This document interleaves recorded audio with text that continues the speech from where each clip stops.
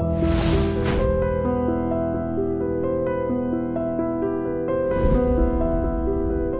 this is Ram Gopal Verma and congratulations to iDream for reaching 1 million subscribers. So fashion designer గురించి మాట్లాడుకోవాలి sir. Ladies tailor sequel తీద్దామని మీరు almost 15 ఏళ్ళ నుంచి అనుకుంటున్నారు కదా? ఎప్పుడో ఒక ఐ థింక్ నాకు తెలిసి 2002నో 3 నుంచే మీరు అనుకుంటున్నారు తీద్దాము అని లేడీస్ టైలర్. అవునండి. అప్పటి నుంచి అది వర్కౌట్ అవ్వలేదు. ఏంటి సార్ కారణాలు ఏంటి? అప్పటి నుంచి ఎందుకు అది వర్కౌట్ అవ్వలేదు? ఇప్పుడు ఎలా వర్కౌట్ అయింది? రకరకాల కారణాలు. ఆ హీరోలకి కథ నచ్చకపోవడం, కొందరికైతే నా డైరెక్షన్లో చెడు ఇష్టం లేకపోవడం, ఇలాగ రకరకాల కారణాలు. లాస్ట్కి ఇది వర్కౌట్ అయింది అంతే. మీరు చాలా క్యాజువల్ నార్మల్గా చెప్పేస్తున్నారు. అంతేనండి. మీకు యాక్చువల్ రీజన్ తెలిసి ఉంటుంది ఎందుకు? ఇక్కడ రీజన్స్ ఏమున్నాయండి. ఇప్పుడు ట్రేడ్ ఇక్కడ వాళ్ళకి ఆ కథ నచ్చకపోవడం, హీరోలకి ఒక హీరోకి ఏమో ప్రొడ్యూసర్ మీద నమ్మకం లేకపోవడం, దాంతో ప్రొడ్యూసర్ మారడం జరిగింది. ఇంకో హీరోకి ప్రొడ్యూసర్ బాగున్నాడు, అన్నీ బాగానే అడ్వాన్స్ పుచ్చుకోవడం అంతా అయింది. డైరెక్టర్ మీద ఏదైనా అవుట్డేటెడ్ డైరెక్టర్ అనే నమ్మకంతో వద్దనుకున్నాడు. ఇలాగ రకరకాల కారణాలండి.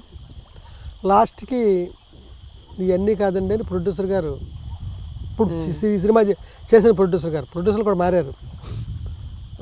ఇలాంటి కథ నాకు కావాలండి అని చెప్పారండి. విలేజ్ బ్యాక్ డ్రాప్లు నాకు చేయమని అడిగాను ఆయన. నేను చేస్తే ఆయనకి నచ్చింది. అది ఎంఎస్ రాజు గారు అంటే ఈ సినిమాలో యాక్ట్ చేసిన హీరో గారి తండ్రి గారికి కూడా నచ్చింది. దాంతో ఈ సినిమా మొదలయ్యి ఫినిష్ అయ్యి ఇప్పుడు రిలీజ్కి. సార్ చాలామంది ఇప్పుడు ఇందాక మీరు 2-3 ఇన్సిడెంట్స్ చెప్పారు. కొంతమంది హీరోలు నచ్చక చేయనన్నారు, కొంతమందికి మీరు అవుట్డేటెడ్ అనుకున్నారన్నారు, కొంతమందికి వాళ్ళకే ఇట్లా కొంతమంది ఒక్కొక్కరు ఒక్కొక్కటి అనుకున్నారన్నారు. ఈ ప్రొడ్యూసర్ మధురా శ్రీధర్ గారికి ఏం నచ్చింది మీలో? అండ్ మిమ్మల్ని వెతుక్కుంటే ఆయన వచ్చారంట కదా, మీరే చేయాలి సినిమా మీతో అంటే వాట్ ఈస్ ద రీజన్? నా మీద అభిమానం అండి.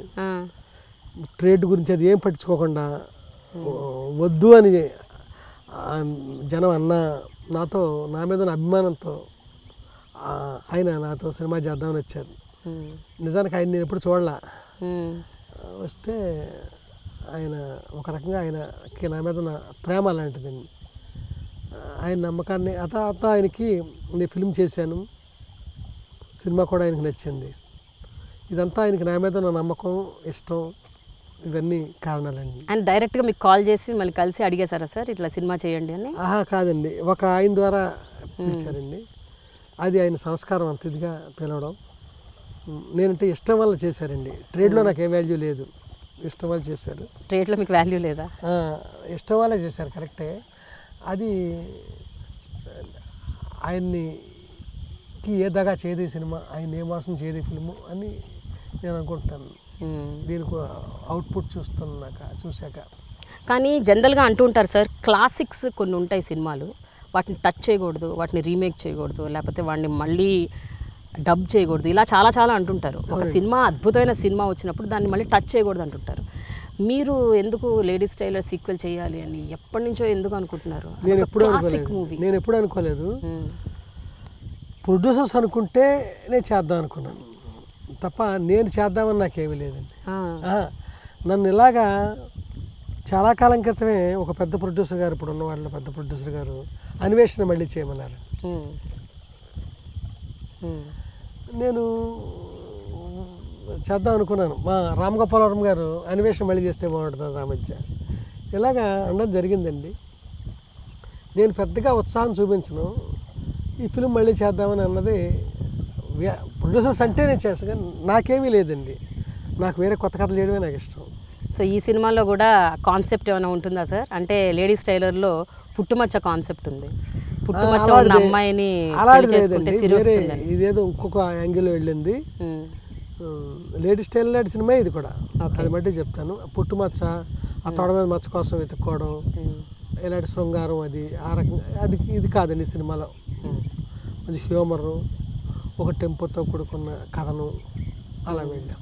సార్ లేడీస్ టైలర్ వచ్చిన కొత్తలో ఇంత సోషల్ మీడియా లేదు, ఇన్ని ఇంటర్నెట్లు, వెబ్సైట్లు, ఫేస్బుక్లు అవేమీ లేవు.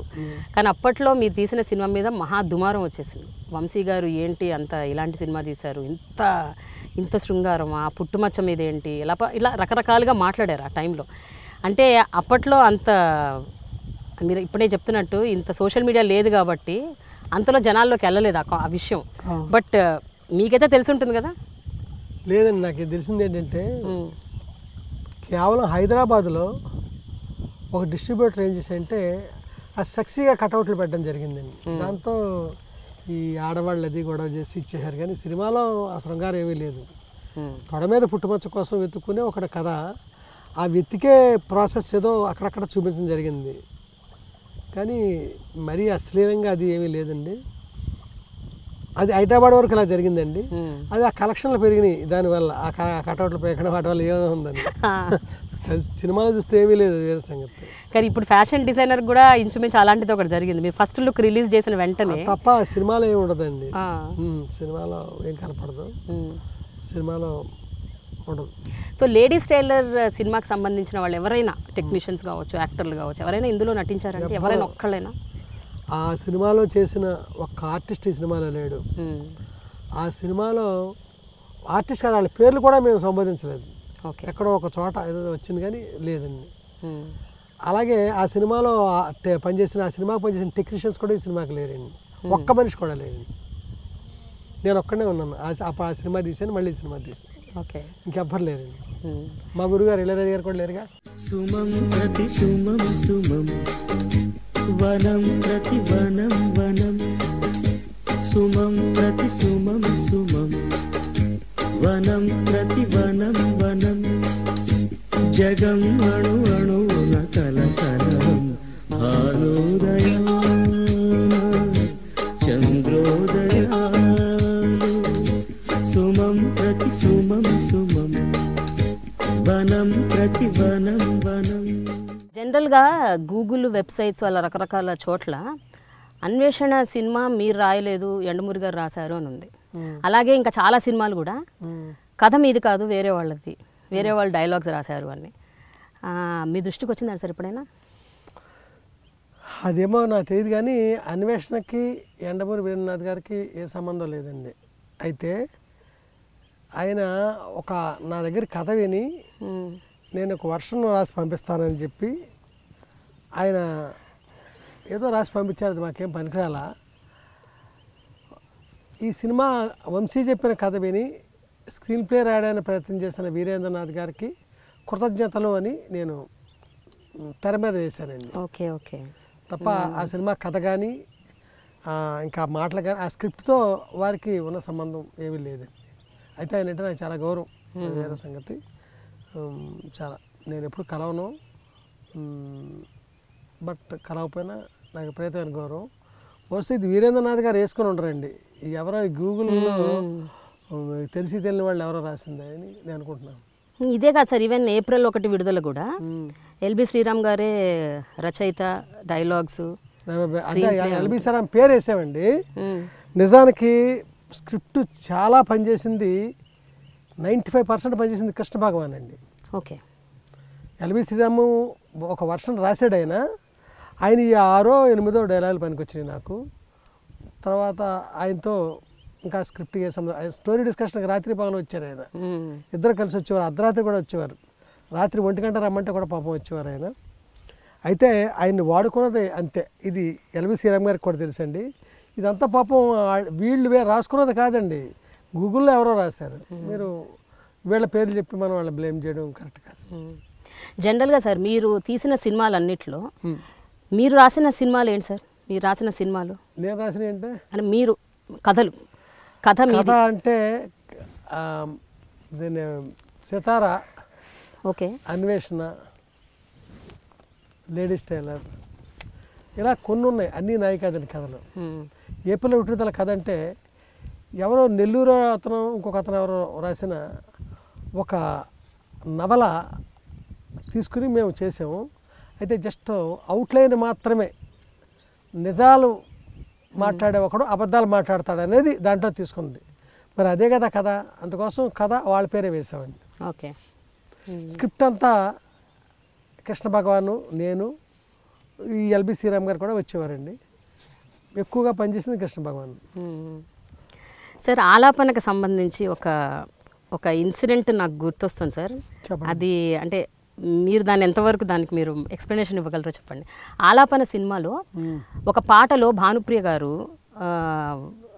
ఒకసారి పైకి ఎగిరి కింద పడిపోతారు, అంటే డాన్స్లో. కానీ ఆ డాన్స్ సీన్లో పడిపోయాక తన మోకాళ్ళు చిప్పలు విరిగిపోయాయని, ఆ తర్వాత అంటే తను చాలా ఇబ్బంది పడ్డారని విన్నాను. ఇది కరెక్టేనా? అంటే తనే ఇబ్బంది పడలేదు కానండి, పెద్ద రాయి అక్కడ హెయిర్ పిన్ బెండ్ నెంబర్ 4 అనుకుంటాను నాకు గుర్తు. ఆ కొండ మీద క్లైమాక్స్ తీస్తున్నానండి. ఆ క్లైమాక్స్లో ఒక జతి పాడి పైకి ఎగిరి పైనుంచి రెండు మోకాళ్ళతో కింద పడాలి రాయి మీద.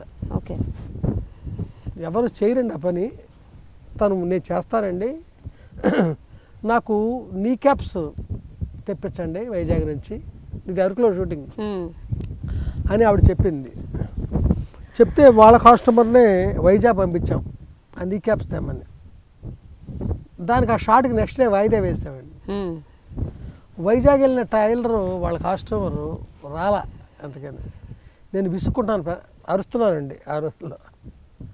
తను అంది రెడీ అండి, వచ్చేసాడు, వేసేసుకున్నాను నేను రెడీ అంది. అరే అనవసరంగా మాట్లాడారే, అతను కస్టమర్ రాలేదనుకుని నేను కెమెరా దగ్గరికి వెళ్ళాను. నాగరాల్లో పాట వస్తుంది, ఆ జతి చాలా ఎమోషనల్గా ఉంటుందండి. అది బాలుగారు పాడారు. దానికి హెవీగా డ్యాన్స్ చేస్తూ పైనుంచి పైకి ఎగిరి ధన్మని పడింది దాని కింద. పడ్డ తర్వాత లేవకుండానే ఓకేనండి మళ్ళీ చేయాలా, బాగుంది అన్నాను. అన్న తర్వాత నెక్స్ట్ షాట్ పెట్టి తన కోసం కబురు చేస్తుంటే రాట్లా, పెద్ద బండ వెనక్కి వెళ్ళింది ఆవిడ. నేను ఏంటా అని నేను వెళ్ళాను, ఎంతగా రావట్లేదు ఏమిటని. వెళితే రెండు మోకాళ్ళు దారుణంగా చితికిపోయి ఉన్నాయి, రక్తం కారుతుంది భయంకరంగా, తుడుచుకుంటుందండి. ఎందుకంటే వాళ్ళ కస్టమర్ రాలా. ఓకే, నేను తిట్టడం చూసి వచ్చాడని అబద్ధవాడి తను చేసేసింది అలాగే. ఇదండి మీరు విన్నదే నిజమే,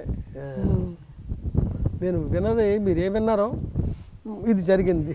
సరే, అంత కమిట్మెంట్ ఉండేదా సార్ ఆవిడకి? అలాంటి మనిషిని మళ్ళీ అలాంటి హీరోయిన్ని అడగనండి. ఇంకా తర్వాత ఇప్పుడు ఫ్యూచర్లో చూస్తానో లేదో నాకు తెలియదండి. తన తర్వాత నేను చూడలేదు ఇంతవరకు అలాంటి ఆర్టిస్ట్. అంటే కమిట్మెంట్, హార్డ్ వర్క్, నేర్చుకోవాలన్న తపన ఇంకా మామూలుగా ఉండదండి, అంత హార్డ్గా అంత హెవీగా చేస్తాను. Please subscribe to Please subscribe for more videos.